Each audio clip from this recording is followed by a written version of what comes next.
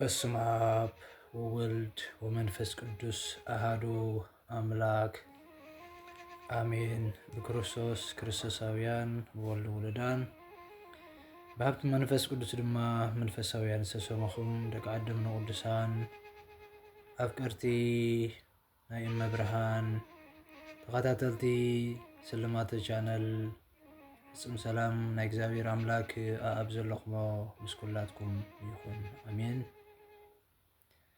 ሽማር ንሎሚ እንሪኦ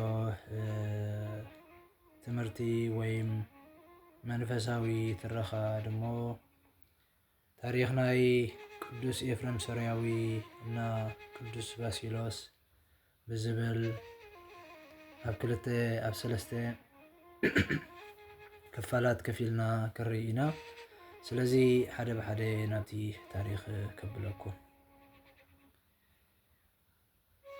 ታሪክ ቅዱስ ኤፍሬም ሶርያዊ 306 ክሳብ 373 ቅዱስ ኤፍሬም ናይ ቅዱስ ያዕቆብ በዓል ነጽቢ ተማሃራይ ነበረ። ቅዱስ ያዕቆብ ቁጽሩ ካብቶም ንኣርዮስ ዝወገዙ 318 ርቱዓን ሃይማኖት ኣቦታት ሊቃውንቲ እዩ። ንኣርዮስ ኣወጊዞም ክሕደት ደምሲሶም ሃይማኖት መሊሶም ክምለሱ ከለዉ ኣብቲ ዝሓደርዎ ቦታ ቅዱስ ኤፍሬም ክምለሱ ከለዉ ኣብ ዝሓደርዎ ቦታ ቅዱስ ኤፍሬም ዓምዲ ብርሃን ተተኺሉ ካብ ምድሪ ክሳብ ሰማይ ዝበጽሕ ብሕልሚ ይርኢ እሞ ትርኢቱ ከም ዝገልጸለይ መን ምዃኑ ግለጸለይ ኢሉ ናብ ልዑል እግዚኣብሔር ስለ ዘመልከተ ዝተኣዘዘ መልኣኽ መሊሱ ባሲሎስ በዓል ቂሳርያ እዩ፣ ንሱ ንቤተ ክርስቲያን ጽኑዕ ዓንዲ እዩ፣ ብስብከቱ ልቢ ደቂ ሰብ ናብ ብርሃን ዝለወጠ እዩ እሞ ንቅዱስ ኤፍሬም ደግነቱን መንፈሳውነቱን ብራእይ ዝገልጸሉ ምዃኑ ነገሮ። ቅዱስ ባሲሎስ እውን ቁጽሮም ምስቶም 318 ርቱዓን ኣቦታት ሊቃውንቲ እዩ፣ ግን ብእርጋን ወይ ብሕማም ምኽንያት ተሪፉ ወይ ድማ በፂሑ ተመሊሱ ምዃኑ ኣይተፈልጠን። ቅዱስ ኤፍሬም ድማ በዚ ስለ ዘይዓገበ ንቅዱስ ባሲሎስ ብዓይኑ ክሪኦ ደለየ እሞ ንመምህሩ ኣቦትኡ ኣብፂሑ ስለ ሰለስተ ነገር ይኸይድ። ቀዳማይ ምስ ከምዚ ዝበለ ኣቦ ምዝርራብ መንፈሳዊ ይርከብ እዩ ብምባል፣ ካልኣይ ብእዝኒ ዝሰማዕካዮ ብዓይኒ ርኢኻ ምርግጋፅ ስለ ዝግባእ፣ ሳልሳይ ድማ እቲ ራእይ ናይ መንፈስ ቅዱስ ድዩ ወይስ ናይ ሰይጣን ኣታሊልን ብምባል ናብ ቂሳርያ ከደ። ግናኸ ቅዱስ ኤፍሬም ከይዱ ንቅዱስ ባሲሎስ ከምቲ ብራእይ ዝረኣዮ ኮይኑ ኣይረኸቦን።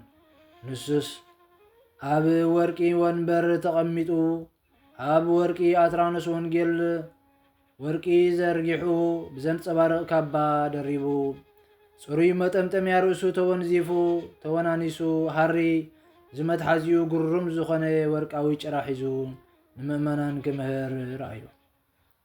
በዚ ድማ ወተሃዘበ ልቡ ለኤፍሬም ከመ ስጋዊ ውእቱ እስመ ምስጢራት ይትከሰታ ለትሑታን ውስተ ሞይትን ነፍሲ ይትሃድር ጥበብ ከም ዝብል ኣብ ምሳሌ ምዕራፍ 11 ፍቕሪ 2 ንመንፈስ ቅዱስ ክልተ ግብሪ ዶ ኣለዎ እዩ ወይሲ ተታሊለ እየ እናበለ ብሕልንኡ ክድይብን ክወርድን ከሎ 4 ነገራት ይርኢ። ቀዳማይ ቅዱስ ባሲሎስ ቃል ኣምላኽ ክሰብኽ ከሎ ካብ ኣፉ ከም ነጸብራቕ እሳት እናወፀ ነቶም ህዝቢ ኣብ ልዕሊኦም ኣብ ልቦምን ኣትዩ ክዋሃዶም ይርኢ።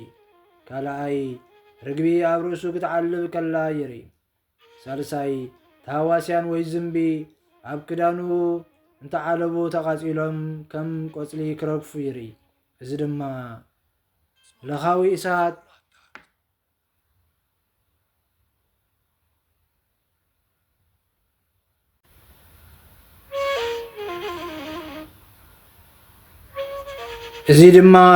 እሳት በፂሑ ስለ ዝነበረ እዩ። ራብዓይ ስሙ ከይፈለጠ ሃገሩ ከይጠየቐ ኤፍሬም ሰርያዊ ለባሃዊ ኣብ ኩርናዕ ቤተ ክርስቲያን ቆይሙ ይጽልየልኩም ኣሎ እሞ ጸውዑለይ ኢሉ ብኣስተርጓሚ ይዘራርቦ። ቅዱስ ኤፍሬም ግና ብትርጅማን ምዝራብ ስለ ዝየዕገቦ ኣቦይ ጸልእ እሞ ቋንቋኻ ንዓይ ቋንቋይ ይኹን ንዓኻ ክግለጸልካ በሎ። ጸልዩ ድማ ከምቲ ዝደለዮ ኮይኑሉ ማለት ቋንቋ ቅዱስ ባሲሎስ ርኢ ግሪክ ንቅዱስ ኤፍሬም ቋንቋ ቅዱስ ኤፍሬም ሱርሲት ድማ ንቅዱስ ባሲሎስ ተገልጸሎም።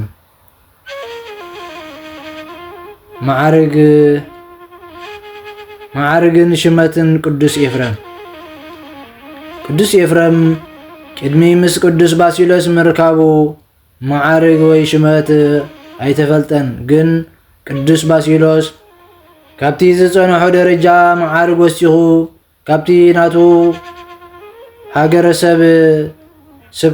ሃገረ ስብከት ሂቡ ንምእመናን መሃር ኢሉ ኣዘዞም። ቅዱስ ባሲሎስ ዝለበስዎ ልብሲ ስለ ክብሪ ወንጌል እዩ እምበር ወጮ ወይ ማቕ ኣይኮነን ነይሩ። ሎሚ ካህናት ምእንቲ ክብሪ ስግኡን ደሙን ናይ ክርስቶስ ስለ ክብሪ ወንጌል ክብሉ ወርቂ ኣኽሊል ናይ ክብሪ ልብሲ ግርማ ለቢሶም ከም እንሪኦም ማለት እዩ።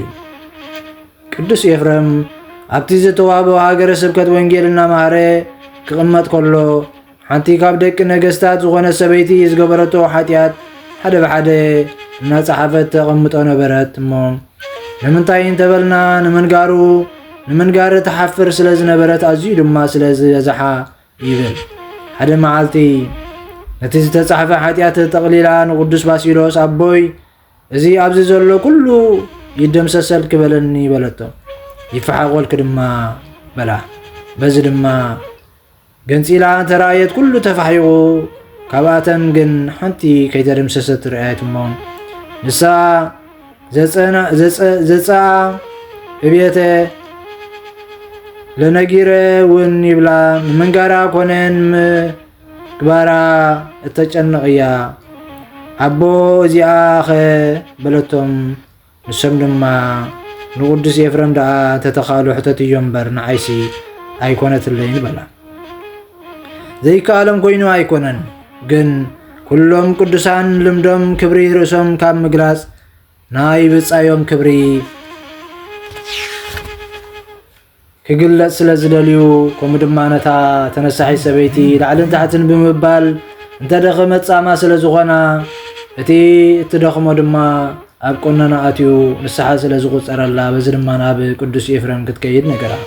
ከይዳ ድማ ይፈሓቆልኪ በለኒ በለቶ እሞ ንሱ ድማ ልክዕ ከምታ ቅዱስ ባሲሎስ ዝበላ ቃል ትሕትና እዚሲ ቅዱስ ባሲሎስ ሊቀ ጳጳሳት ደኣ እንተተኻሎ እምበር ኣነስ ኣይከኣለንን በላ። ዘይከኣሎ ኮይኑ ኣይኮነን። ከምቲ ቅድም ዝተባሃለ ድማ ነታ ተነሳሒት ሰበይቲ ቆነና ተቖፂሩ ድማ ጻማ ደኻማ ክትረክብ ሓጢኣታ ድማ ክሕድገላ ማለት እዩ። ዕረፍቲ ቅዱስ ባሲሎስ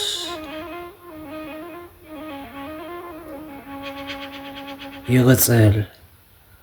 ዝመሃረና ዝገሰጸና ኣልፋን ኦሜጋን እግዚአብሔር ኣምላክና ክብርን ምስጋናን ኣምልኾን ውዳሴን ንዕኡ ይኹን። በረኸትን ጸሎትን ናይ ቅዱስ ኤፍሬም ሰራዊ ለባሃዊ እና ቅዱስ ባሲሎስ ዘቂሳርያ በረኸቶም ምስ ኩላህና ይኹን። ቸርነትን ምሕረትን ናይ ቅዱስ እግዚአብሔር ኣምላክና ጸሎትን ምልጃን ናይ ቅዱስ ቅዱሳን ድንግል ማርያም ተራዳእነት ናይ ቅዱሳን መላእክቲ ጸሎትን በረኸትን ናይ ኩሎም ቅዱሳን ኣቦታትና ምስ ኩላህና ይኹን።